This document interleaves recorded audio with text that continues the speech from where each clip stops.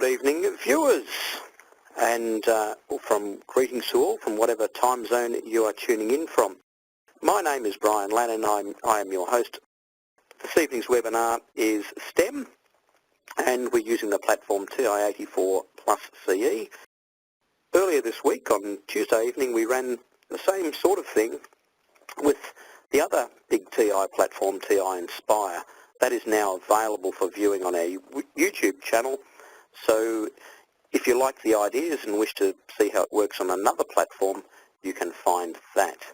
Let's move into the webinar. I'm excited about it. We've just been having an extensive practice session and sharing the ideas. Jim Lowe is one of the panelists. Now, Jim has just updated his profile picture here. I find this very interesting because the last one was 10 years old, and I look at this one and you know what, he doesn't look any older. So you're doing something good there, Jim. Good evening, Jim. G'day, Brian. Everyone else, good evening. Let's, can I introduce our other panellist for this evening, John Bayman, who has also come back recently from international travels. Good evening, John. There Good you evening, go. John. You missed me. There you had we me on go. mute. I'm not feeling the love. There may be a reason, John. I think that's because I was saying about Jim's photo and how I reckon maybe he looks a lot older when he was 10 years ago, but maybe that's probably why he had me on mute, so I didn't say anything too rude. Right, so just to let everyone know what I'm using here, I'm just using obviously my PowerPoint, shrunk down a fraction, but then running to the left-hand side is my TI Smart View. The Innovator at the current stage does not work off of the computer, straight from the computer, so we can't plug it in like we could, say, some vernier sensors, but that will change with the next installment of SmartView, which is obviously it would be a free upgrade. So it is working at the moment with the Inspire, but it's not with the 84CE. So I'll be doing a mix of showing what it would look like on the calculator, but also giving you a visual when we're using a live camera to show you it actually on the Innovator Hub. All right, so moving on, that is what you signed up for tonight to learn a bit about, and I'm really excited about it, so I genuinely am, because as a teacher, I've done coding. Obviously, I'm a maths teacher, so I teach maths. I've done data collection, and I've done some sort of robotics, I suppose, and this, to me, brings so much of that together, and that's why I'm really excited to be doing this webinar with Jim, and to be talking to you guys about the TI-Innovator Hub. Like Brian said, it works well on both the 84CE or the Inspire, so there's a lot of crossover. It's just the programming language, which is TI Basic, is just slightly different, just the syntax. The 84CE actually has a simpler syntax, but because of the simpler nature of the calculator, it can just do a little bit less than the Inspire, and that's probably why it matches through. So and hopefully some of you have as well, I've used programming in the past with the 84, and in fact in the old days with the 83. You can see that the button there for program has always been there, and you can see that I have some programs on here. So in the old days, I've had about half the ones that are here, because the new ones are all linked to my TI-Innovator. And I got my students, I used to like doing these with my students. Here's an example of a quadratic equation formula program that I'd get my students to run. So in here, I can go to edit and show you, in there for 5 is the code, and I teach my students this so they can then use it, and there are actually on the TI on-demand webinars, there actually is one on coding anyway. But just to show you it in action, we go to the program, we execute it, number 5, and now we know that PolySimp does this already on our handhelds, but it's quite nice for the students to think exactly about what the program is. Let's come up with one that perhaps would give a single one. Am I thinking properly? A bit slow today, not sure. And there we go.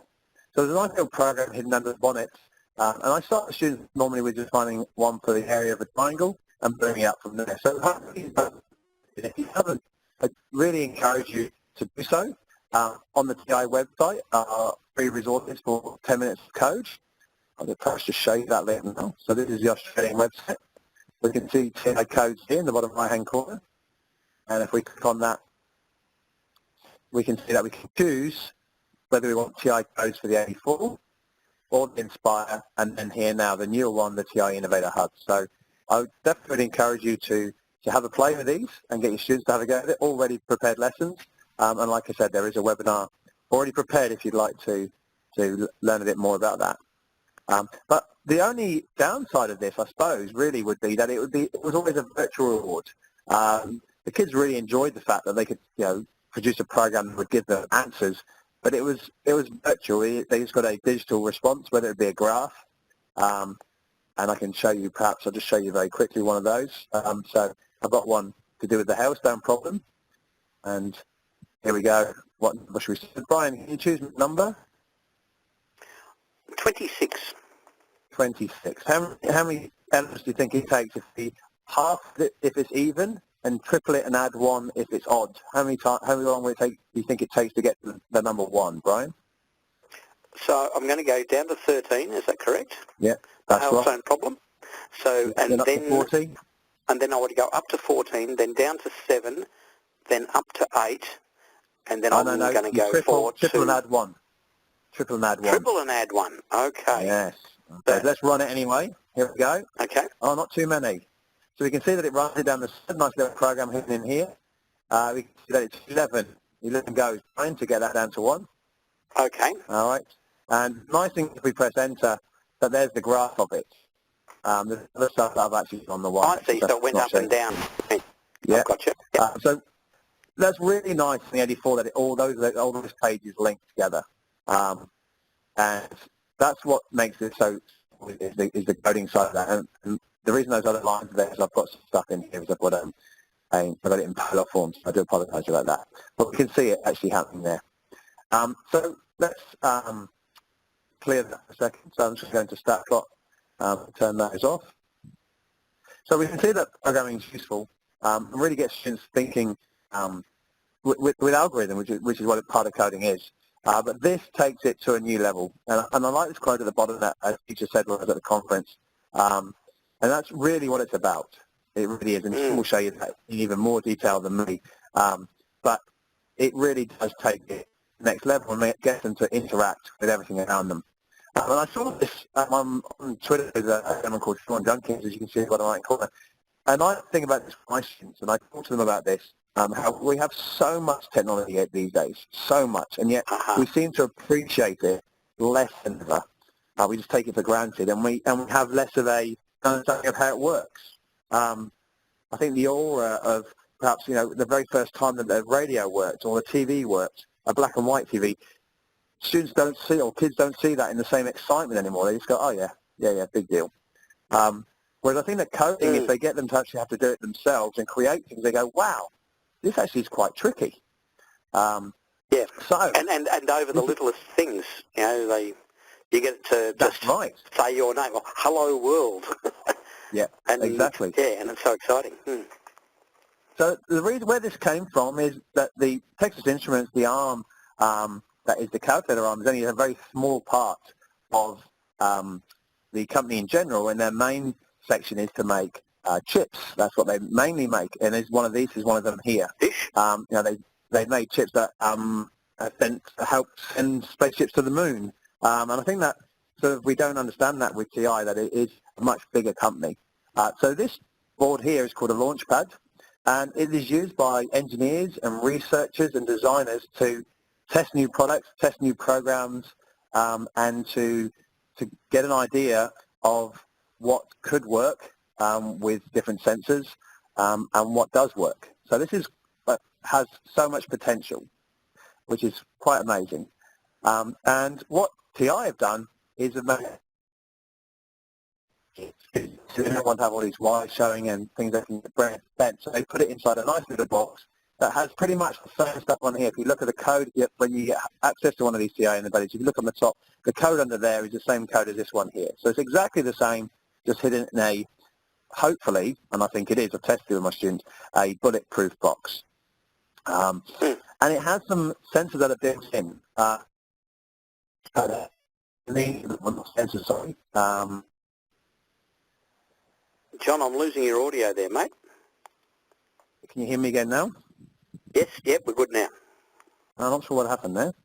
I'll obviously pay my bill and run with the built-in elements, those 4 there, and nothing else. And that is probably where I would suggest you start off with for both yourself and your students.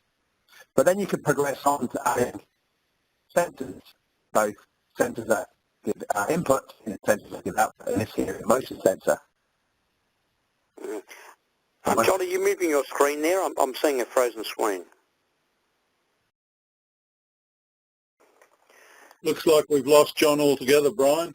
Boss John, I'm going to, the system has kicked him out. Participants, when we were in our practice session, we did find some gremlins in the system, and you know that there's been cyclones and things ravaging the country. Monday afternoon I came home from work and I was looking, Jim, I'm sending the presentation lines to you at the moment. Yes, I was thinking of just heading down to the local waterhole for a swim because it was hot and humid, and somebody in my household suggested that may not be a great idea. Can you see out the window there's those dirty big black clouds? And so the suggestion was maybe that may not be a great idea at the time. Then we had a massive storm come through and it decimated the local golf course, and we've got tree debris all over the place. I got in, probably in about 20 minutes, I got 28 millimetres of rain, and I was talking to somebody else who lives probably about 500 metres away, and he reckons he got 0. That's the sort of thing that's been sweeping the country. And Jim, of course, it's all happening in your state. Yes, we're having the aftermath of Cyclone Debbie right now. It's actually settled down a little bit outside. During our practice session, I was sitting in darkness twice while John was setting up, so hopefully that's gone. I can get through this little bit till John gets back online. I'll do what we can to get John back into the show. Yeah, but thanks, Jim, for stepping in to take the presentation. No problems. As Brian said, he had a fair bit of rain.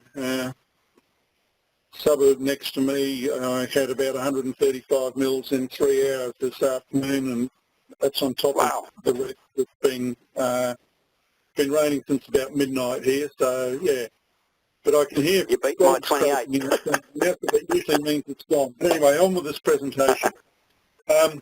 John, was attempting to show you the latest product, Innovator, and I just wanted to show you some STEM connections with the TI-84 that have been available basically since the inception of that product.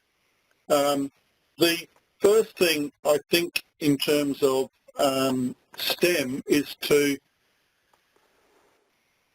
understand that, STEM means a lot of different things to a lot of different people. From a fully integrated course connecting science, technology, engineering and mathematics to, from a maths point of view, you're just using the related STEM fields as a source of applications, as a source of engagement for your students, as a connection, if you like, with the real world. And that's sort of what I'm looking at in this session tonight, is how we can connect our mathematics with these other STEM areas. So if you're in a school that's not going to a fully fledged, full-on integrated STEM program, but as a maths teacher you might like to forge these links, we've got a few ideas for you tonight. So first of all, the related STEM fields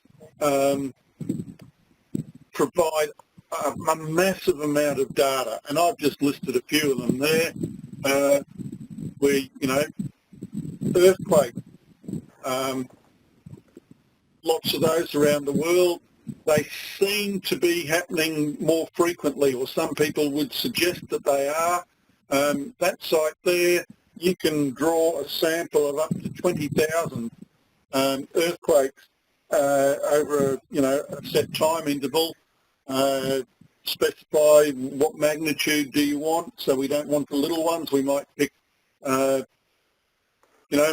magnitude 5 or above, and we'd get a sample and we can analyse it. Likewise with volcanoes, and most certainly with tropical storms. So you can get the history of cyclones around Australia here from our own bureau, or you can go to the National Hurricane Centre in the States and have a look at some of those. So there's definitely a cyclone happening up here at the moment. I can tell you that for nothing, Jim. My whole Wi-Fi was wiped out. So, I do apologise about that, but there's not much I can do when the whole Wi-Fi gets shut down and everything went. So I do apologise. So you keep going, mate. You're doing a great job. I'll bring it home. I'll just keep going with this then, and I'll be fairly brief to give you. I think you've got a fair bit to get through there, John. So we'll see how we go. I'm fine, buddy. Whatever you keep going. You're doing a great job. Don't worry about me.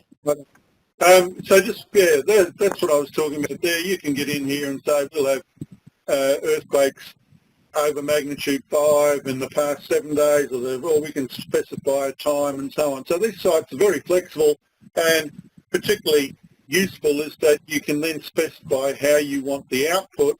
And for example, if you're putting the data into a TI-84, then we start off with a CSV file, which is, as we'll see later on, the preferred or the required format, which you can always get from an Excel file. Likewise, the National Hurricane Data Centre and the volcanoes one, just for some reason, has decided that it doesn't like me, and I have been rejected. My request was rejected, so we'll pass on that one and keep going. What I did want to talk about, though, is that that when we're looking at these things, it's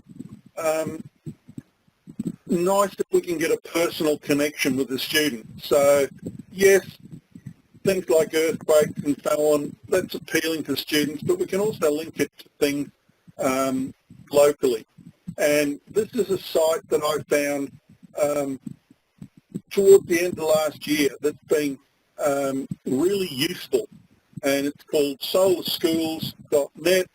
We can download data files about the output of solar panels that are located on the roofs of schools around the country. So the photo that you see over here with the solar panels there is, in fact, the school that as Brian said in the introduction, I worked in for 27 years as the head of department. And those panels were on the roof, and I guarantee that most kids never look up there. They got a bit of a promotion when they first went in years ago, and I doubt if anybody really recognises that they are there now.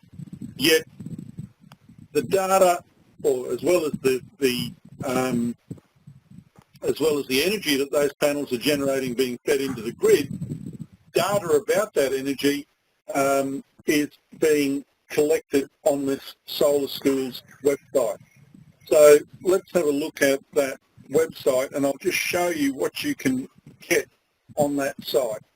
So if we go to Solar Schools, and let's have a look at the map first of all, and it's taken its time, and up comes the schools, and you'll see, naturally enough, that Queensland has got by far the greatest number of schools with that, and the Queensland government's actually paid for all of them to be connected to this site, which is why it's a little bit sparser down there, because schools are doing it for themselves. And if I drag that across, you'll notice there's also some in New Zealand as well. But you can also call up schools by name, and you get all sorts of information about them. So I was looking for data for activities for the students, and I'll just share a couple of things that I came up with via the 84 and also show you how to get this data into your calculator. So if I did what I always do, if I find a school by name, I can type in my old school and type in Redcliffe. There we go, Redcliffe State High School. Now this will be interesting if that comes up for today, because as I said, that school's only a half-hour drive down the road and it's been raining since midnight, so I don't expect there to be too much output. So obviously over at Redcliffe there was a little bit of a break in the middle of the day, and they actually got some energy computes for a sizable amount. So that's the sort of things that you can get, but notice you can download the data for this graph. So if we click on that and open that file, let's see how we go. This is tempting fate. I didn't have it open beforehand. So there we go, we've got the data. Now, to get that... Now it's copyable, yeah. Sorry? Now it's copyable, and of course you can drop it straight into, from Excel's Talk Directly, to your lists. Yep. Yep. And the, it just needs a little bit of cleaning up. So things like this, you know, we're not going to drop a date like that into it, but it's easy enough to insert a column and just change, you know, make it 4:30. So you can please yourself whether you make that, you know, 4.5, 5, or make it 1.5, 2, and so forth. However you want to start your numbering of the hours from when you started data collection and so on. Notice we've also got the energy and the CO2 savings and the temperature. Just a little bit of warning, sometimes the temperature is recorded in the box next to the, what do you call that box for solar, the inverter, and sometimes that's located in a staff room, so that stays at a nice constant temperature all day because it's air conditioned. So a little bit of trap for the unwary. But once we get that in there, just for anybody that's using the 84 that's not aware of that, that we save that as a CSV file, and then we can go into our TI Connect, and it's not going to let me find it. It's hidden my, there we go, TI Connect, and my calculator's gone to sleep.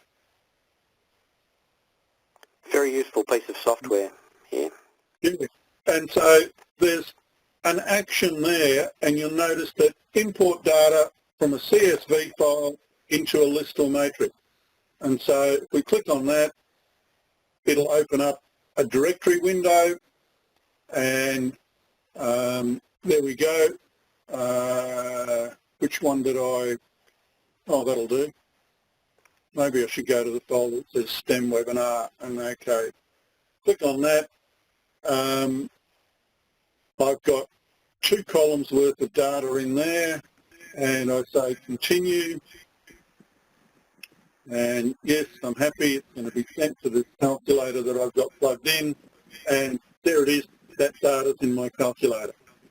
Okay, so, and from there it can be sent to other students' calculators, or I can drag it across back into my emulator and do that. And so that's what I'm going to do now. Drop back into the emulator and see if I can in fact open that file. Now what I did, or what I should have done, is show you, if you're not used to it, how to group the lists together so that I only have to import one thing into my calculator. And I actually group them together, and I can get those lists and groups down here. And out of the memory, yep. That's running, so I need to quit the little application running there and get out of that.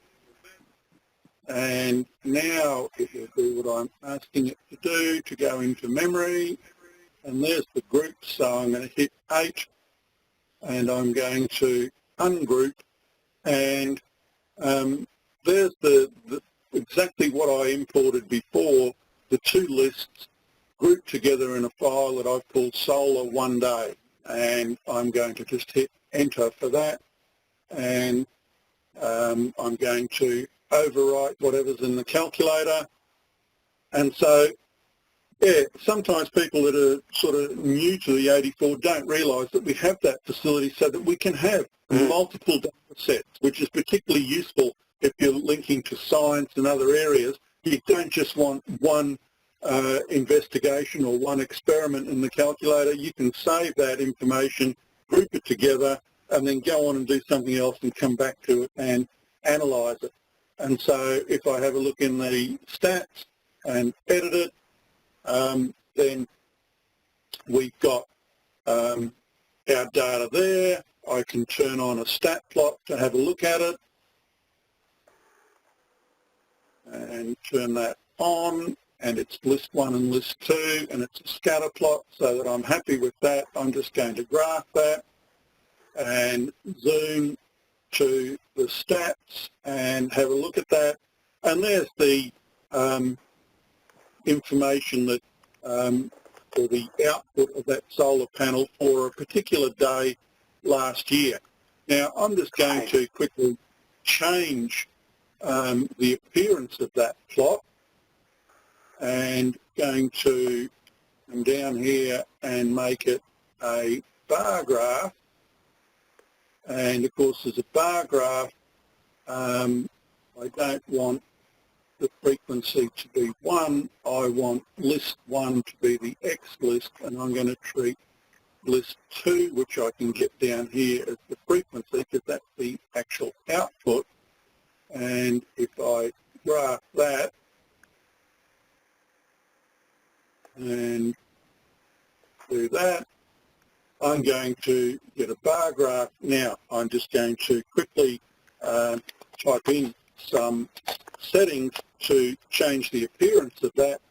And so we're going to get a window and say that I want, what have I got here? I'm going to go for the X minimum to be 0, because that's actually my time that I've got in there, or my time interval.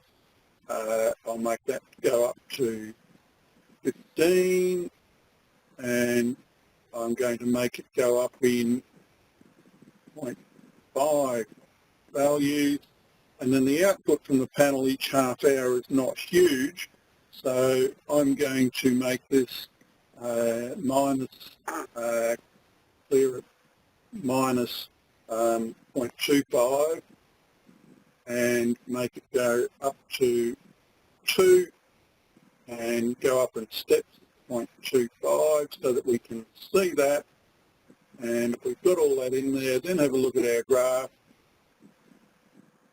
And maths teachers out there might know where I'm heading there for creating that graph, because what I've actually got there, those values are the power generated by the panel each half hour.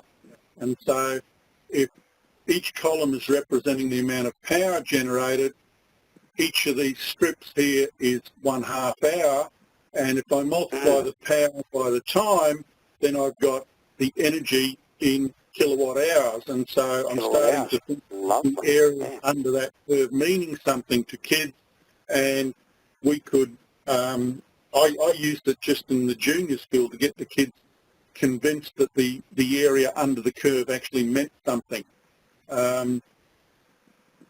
You could also... What was your start time there, Jim? To integrate it and so on, yeah. Sorry, I'm talking over the top of you, Brian. Yeah, I was just wondering, I was talking over the top of you. What was your start time? So it's in the morning. In the file that I've actually got here, I edited it a bit and I made midnight. Well, maybe that one, no, maybe I made 4 o'clock in the morning. Okay. Something like that. And it was taken leading up into summer, and because Queensland doesn't have daylight saving time, it's light at some unearthly hour in the morning when I could be up mowing, but never mind, that's another story, right? It's a really interesting graph, isn't it? And of course, the maximum sunshine right in the middle of the time period there, which I'm assuming that's about midday. And I'm probably taking way too long here because I can't see a clock, so I need to let John get we've back got about on. 20 minutes remaining. So Jim, if you're happy there, I will send this back I was to... going to talk about data logging, but my data logging example is not brilliant at this time of night, but I've just got a little solar panel hooked up to, if I could just perhaps, Brian, spend 2 minutes and... Yeah, let's do it. Yep. You happy, John? The easy data without actually going through the activity.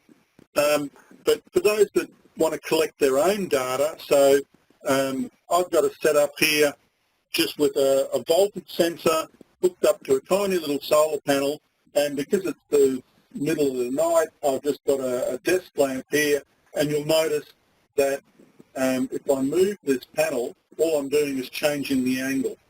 And so it's lying flat on the floor actually, and while I've got the desk lamp, and it's showing around about 3.1, 3.2. I tilt it up, and then I get around 3.6, and if I go up to the vertical, then it's going to drop off again, and so on. And obviously my maximum there is when the panel is perpendicular to the beam of energy that's coming towards it, and so on. So if I hadn't talked too long, I would have done a graph with events with entry and recorded the angle there. And if I just quickly go back to that one, and just so people understand what I'm talking about, that's the actual setup that was operating. So when I did it with kids, we measured the angle, recorded the voltage, and they got a little data set that they could fit a curve to and start to interpret it. And if I had time to load that one in and show you, it would be, it's not a perfect set of data because obviously when the panel's lying flat on the table, it's picking up all sorts of light from around the place, and as you start to tilt it, it focuses on the light source that you're working with. So anyway, data logging, one of my pet things from way back, and from a STEM point of view, tremendous application. But Innovator lets you do that and more, and so I will let you hand back to John for continuation with the Innovator. Brian? Fantastic. Thanks, Jim, and thanks for stepping in when we had the communication problems there from John's end, but John's back in town. And Jim, I'm really enjoying what I'm seeing there, and it really makes, the message I'm getting is mathematics on its own, as much as we love mathematics and even pure mathematics, on its own, it just seems so isolated. It really becomes alive when you look at something which is a particularly real and important problem in today's society of energy generation, bringing in the science and the technology, and then of course following on from that the engineering. It really is STEM. That's great. I love it. Real data, interesting graphs, and little story there. I was doing a workshop with teachers, and this teacher said, "Oh, yeah, all well and good, but our school would never have solar panels on the roof. We never do anything." I said, "So give me the name of the school," typed it in, and yes, he had to eat his words, and he went back and started doing the activity just because of the fact that it was there in his school and he could take the kids out and look at it, sort of thing, you know? Yeah. Yep, link it into real things. Yeah, great stuff. I think that's the crux of STEM, isn't it, Brian? So, John, you're back in town. Tell us more about the hub then. Well, I think Jim must have jinxed the weather up here because literally the whole Wi-Fi went down and I lost everything. So that was exciting for a while, but I'm back. So let's continue on. I do apologise about that. So as I said, we can run the Innovator Hub just as it is on its own. We can add some sensors, so a bit like what Jim was saying. This is a ranger, so it measures distance just like the CVR2 that connects to both the 84 and the Inspire. And we can add up to six inputs and 6 outputs using these plugs. And these sensors work out to be a lot cheaper. This one here, for example, the range is about $15. So your opportunity to add a range of sensors from colors to LEDs to digital displays to motors to run things is immense. And I've just put 3 down there, but there literally would be hundreds that you'd be able to purchase from many different sources. And then you can take it on to even a further level, and I've had an experience of this, and I have to say I've absolutely loved this, is using the breadboards. And you can still link that with sensors, so you can still add your sensors to it, but you actually start getting into really the engineering side here, and even just using a breadboard and putting an LED on it and putting a little program onto the calculator, you can see, I don't know if you can see that clearly, but it's a very small program. Just doing that was so exciting. And I've seen the same with students' faces, just to do something very simple like that and to make them feel that they're actually in control, not only of the programming side, but actually of the making side, is really cool. And then they start to get an appreciation of what's under this hood in terms of how chips are made and what they involve. So that's really exciting. And they literally are, the possibilities are endless. And then all this is supported, as I showed you in my earlier section, with the TI Codes Innovator Hub and some really nice lessons. So again, you don't have to be the expert as a teacher. These are pretty much standalone lessons for the students, and they'll be teaching themselves and teaching you before they know it. So this was trialled in some schools last year, and I thought it'd be nice for you to see a YouTube clip of this. So here we go. Little box, but it does so much.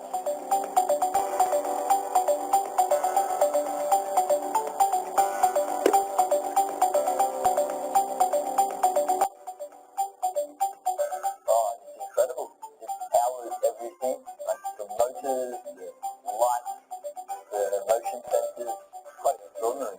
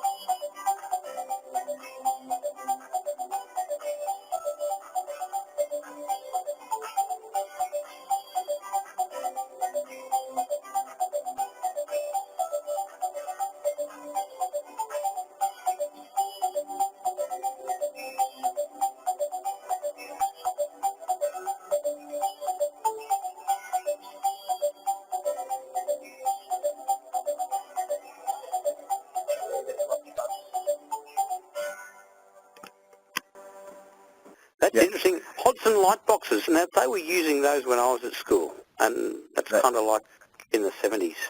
So you're mixing, you've got a big mix of technologies there. Yes, indeed, wasn't it? Fantastic. And that's on the TI Australia YouTube channel.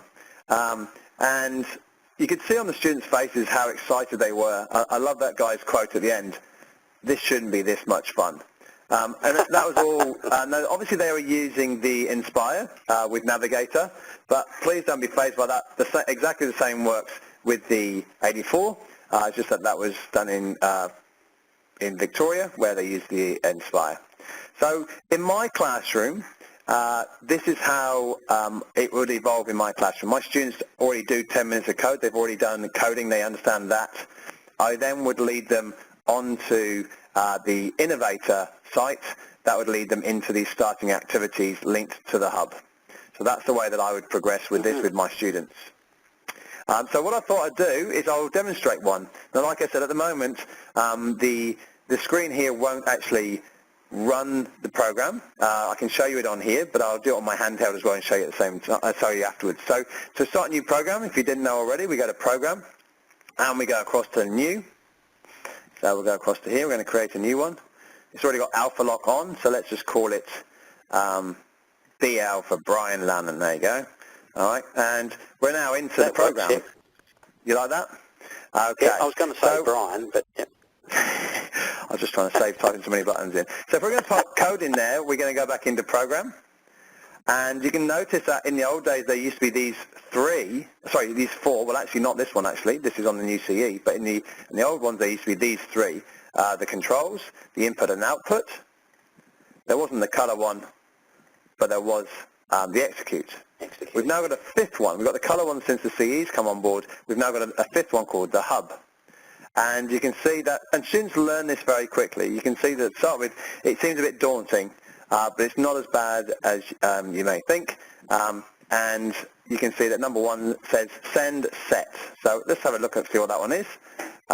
Send set, we're going to send the set to set the light. So that's number one. And what do we want the light to do? Well, if we came home at night and we asked our kids to turn, we want to see some light, we'd ask them to turn the light on. So we need to go back into Program, back into the hub, because that's what we're actually doing. It's this time a setting, and we're going to turn it on. All right. We can notice that they're going to learn syntax. We can see we've got speech marks there, so we need to close those off, and we need to close the brackets.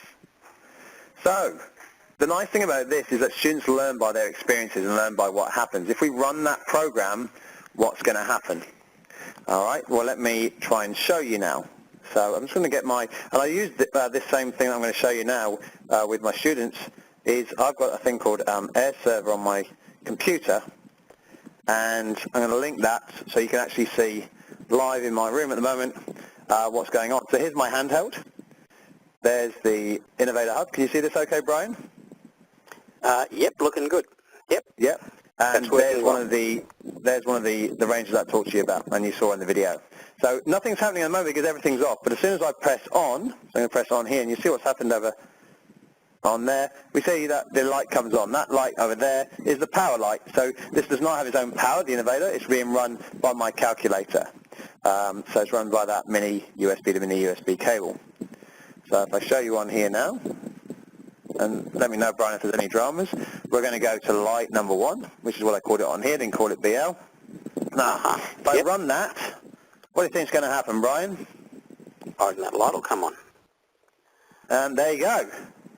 The light comes on. Beautiful. Easy as that. Beautiful. BL is very clever. And that's all it will do. Because obviously, all we've done is asked it to turn the light. It's like actually my kids are getting better, but it's like them turning the lights off and never turning them off again. All we've asked the computer to do is turn the lights on. And it won't do anything else. So in this situation, I will need to break that connection to turn the light off. But you therefore want to say to the students, a never-ending light. A never-ending light. I'm just going to turn it off for a second. That we would say to the students, well, they're not going to stop there. They're then going to go, well, okay, all right, well, that's great, but I wanted to do more. Well, what do I wanted to do? Well, if we go send another one, which would be obviously program again, into the hub, send set, the light again. Well, if we turn the light on, then we obviously got to turn it off. So we'd go back into program again, across to the hub, it's in settings, and we're going to turn it off, number two. Any thoughts, Brian, keeping you on your toes here? What's the problem with that program there? If we run that program. Light on, light off. I think we haven't got any timing involved. So yep, you're the man, mate. Yep, so exactly, and the students need to work this out for themselves, is that if they did that, it's literally like turning the light switch on and off within seconds, and they can try that and they'll go, oh, that doesn't work. well, obviously the light switch on and off really doesn't give any light.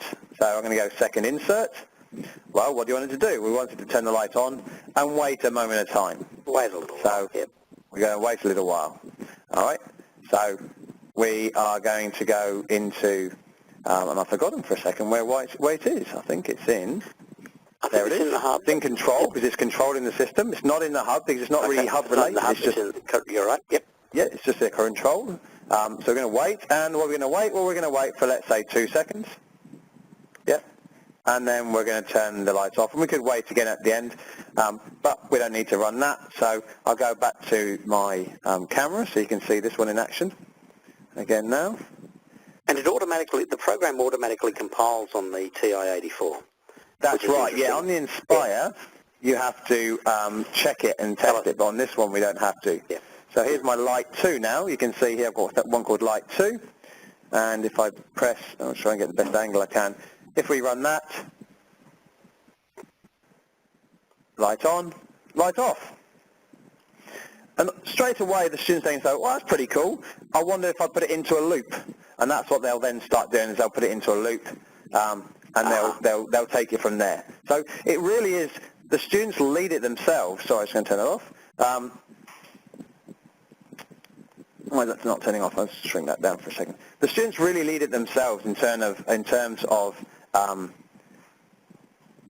actually running this, and it's just awesome. They go, oh, I wonder if I can do now, and then I wonder if I can do, and it just leads from there.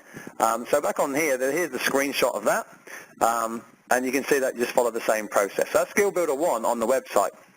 Now we go to Skill Builder 2, and that's now using the LED. It's got 3 colors, red, green, and blue, and that would be the program. All right, it's got a prompt on there, and it gives the colors, and it asks for the color prompts. And again, this leads into nice questions, a bit like what Jim was saying. It leads into some nice questions about, well, if we're going to run this, so I'll run it on here, so if that's okay, program, we can see that it's color, which should be there. There it is, number 4. All right, and it's going to ask me for how much red. And this gets the students, and I'm going to show you on my computer at the same time here, thinking about how colours are made up. And I think that, again, we take the printers for granted. This is a really nice way for the people to go, well, how do we get orange when we actually only have 3 colours? The LED on here, which you can sort of, where is it? The tricolour LED, yeah. There it is, it's just there. It's just there. Yeah, how do we get the other colours if there's only 3 colours? And again, they take for granted the printer. You know, why does when you put in only 3 colours really, cyan, magenta, and the third one? I was going to say red, green, blue, but yep. No, it's not, because it's the colours that then, because it's not, it's actually giving out the yellow one. Thank you. Why does it get all the other colours? So that's going to be something like this, where we've got the blend of them. So if we run this now, so I'm going to type in 255, press enter, 128, enter, and the blue, well, on the computer it says 0. So if I now press enter, ooh, now that's the only problem with me showing it on the computer. I'm not sure if I'm going to get any better light than that. No, I'm sorry, using my phone. And to me, it looks pretty close to that orange. To you, it just looks like a glare. So I do apologise about that. But it does actually work just fine on there. You have to trust me on that one, I'm afraid. Looked like a glare to me. It did look like a glare, yes. It was a glare, but trust me, when you trial it yourself, it does come up quite nicely. We implicitly trust you.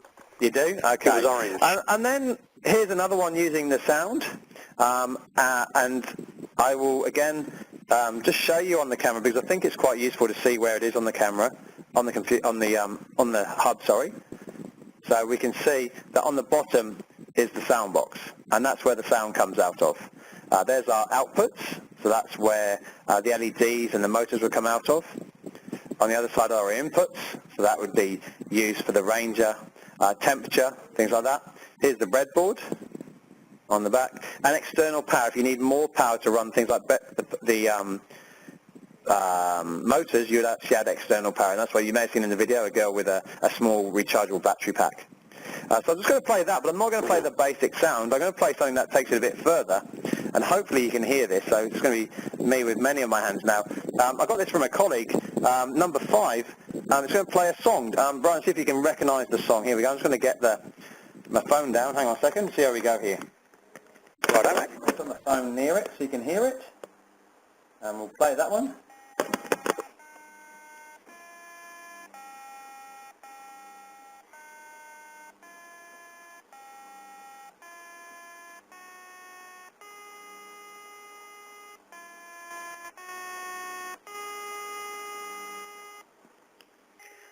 Were you able to hear that? Summer Tina, Summer Lama Tina. Mate. We actually do have, it's quite appropriate, we actually do have international participants in this evening's webinar, but unfortunately none from France. Oh, well, there you go. But again, all that's using is the hertz. You can look here on the page. It's just using the hertz. And again, it gets students questioning, well, what hertz make what and why they're digital and how does it work? So this is a really nice activity to do with powers, or exponentials, and it's a really nice, again, get students thinking, I wonder what that means or how does that work? So there's a nice little activity as well. And this is on our website, on the TI website, and I think it really does sum it up. Yeah, it's the why questions, which we don't always get the students to have the opportunity to ask in the classroom.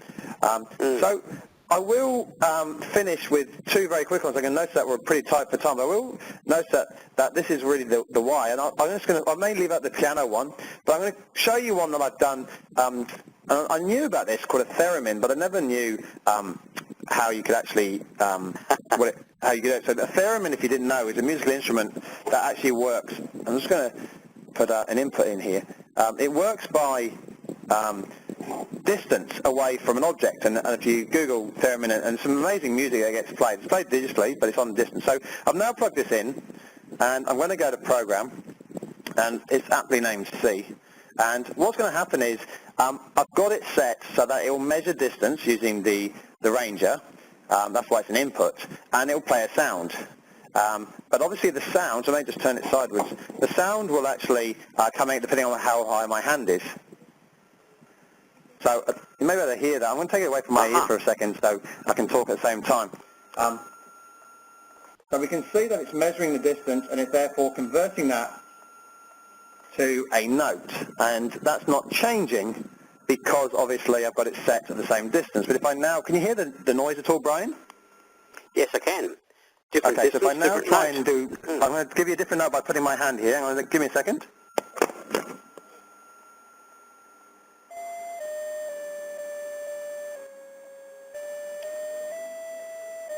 And if you look on here, it's Give us also Frere changing Jacques. the notes on here as well. Can you play Frere Jacques with your hand? Say again? Can you play Frere Jacques with your hand? Yeah, well, that's the only thing I'll probably let you down at the moment. I need to work on my musical skills, but I aim to play a Smoke on the Water not too long. That's my plan, is to be able to play Smoke on the Water. So I just think that that's awesome. The excitement of that and the thought that students could take that wherever they want to, I really genuinely feel is where the power of this comes in. And there would be the journey, really, leading from the 10 minutes of code with the Innovator Hub. And then, again, more activities, all free activities on the website, through to the science with it, which is what Jim touched on, and then actual STEM projects that are also on the website and gives you even further examples. And I think, yep, there's the launch pad again. That's me done, Brian, a few minutes over, but I really wanted to demonstrate that so people could actually see what it's about. So it's all back over to you. Right, and I know there's more and more because this stuff just begs play and investigation, does it not? And thanks, students John. come up with actually asking the questions. You know, like it's not led by the teacher. It's the students coming to the teacher. And I've experienced it in my classroom when I've tried some of these. It's the students coming to me asking, how do I, what do I, is it possible to? And that's just so powerful for their thinking, powerful for their learning and their motivation. It takes the pressure off me trying to have to come up with all the answers. They go off, they go. It's fantastic. Absolutely.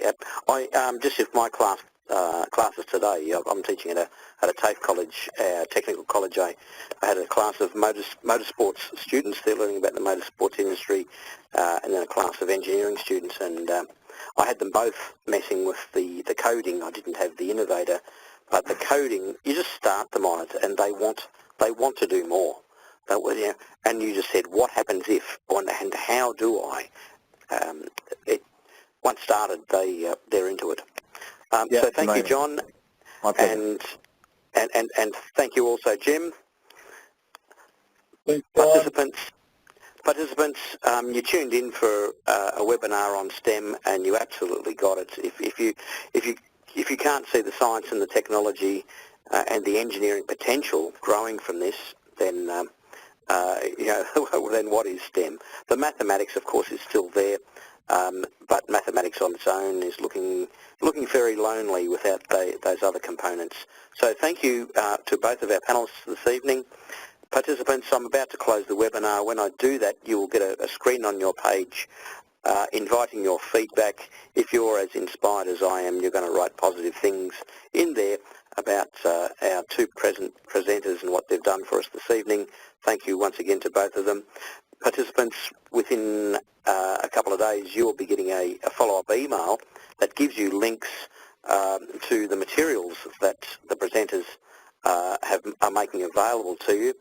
And John, I really liked your layout of you used the term the journey, and I think your PowerPoint really showed that with the development of ideas and concepts. I'm hoping you're going to share that with us. Definitely. So that maybe definitely. So worth following up the email for that. You will get your professional development certificate. And guys, if you want to watch it all again, I think I will. Go to the YouTube channel. You see the address there, or just write. Just go Google Texas Instruments Australia YouTube. You'll get it. And if you want more of the 10 minutes of codes, this is on. I can see we have participants from the United States. When you type in education.ti.com, it will by default take you to the United States website. You can adjust the site you're on to whatever country suits your purpose, and most of them now are linking on the front page to this 10 minutes of code, and that's that area that John was showing you and that Jim was showing you. And if you are also working on the other platform, TI-nspire, as John mentioned when he shows the video, we ran a webinar on this 2 evenings ago that is now available for viewing on the YouTube channel. So thank you once again to both of our presenters, Jim and John. I bid you all good evening. My name is Brian Lannon, and that's the photo of me.